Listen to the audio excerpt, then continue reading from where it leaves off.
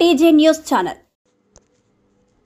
Ramagundam police commissionerate Mancherial జిల్లా Ramakrishnapur police station పరిధిలోని ఆదిల్పేట్ గ్రామ శివారులో గల నీలం బ్రదర్స్ రైస్ మిల్లు వారు చుట్టుప్రక్కల గ్రామాల నుండి రాత్రిపూట రహస్యంగా ప్రభుత్వ చౌక్ ధరల బియ్యం కొనుగోలు చేస్తున్నారనే సమాచారం మేరకు అర్ధరాత్రి సమయంలో టాస్క్ ఫోర్స్ సిబ్బంది మరియు రామకృష్ణపూర్ పోలీస్ స్టేషన్ సిబ్బంది నిర్వహించిన సంయుక్త దాడిలో 20 క్వింటాల పీడీఎస్ రైస్ పట్టుకోవడం జరిగింది.